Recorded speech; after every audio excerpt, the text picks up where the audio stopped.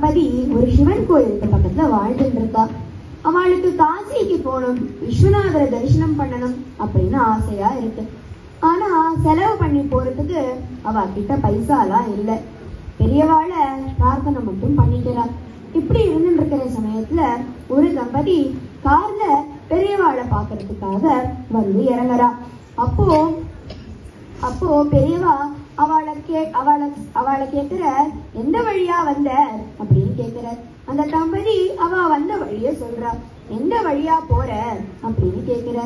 அந்த தம்பதி சொல்றா, பெரியவா எந்த வழி சொல்றாளோ அந்த வழியில போறேன் அப்படின்னு சொல்றா. பெரியவா வழிய சொல்லி, இப்படி போனா அங்க ஒரு சிவன் கோயில் இருக்கும், அதுக்கு பக்கத்துல ஒரு தம்பதி இருக்கா, அவளுக்கு என்ன வேணுமோ அதை நிறைவேற்றி கொடு அப்படின்னு சொல்ற. இவாளும் பெரியவா நம்ம கிட்ட ஒரு காரியம் சொல்லியிருக்கா, அதை நம்ம சரியா பண்ணணும் அப்படின்னு சொல்லிட்டு பெரியவா சொன்ன மாதிரியே அந்த தம்பதி கிட்ட போய், நாங்க பெரியவா மூலமா வந்திருக்கோம், உங்களுக்கு என்ன வேணுமோ அதை சொல்லுங்கோ, நாங்க நிறைவேற்றி வைக்கிறோம் அப்படின்னு சொல்றா.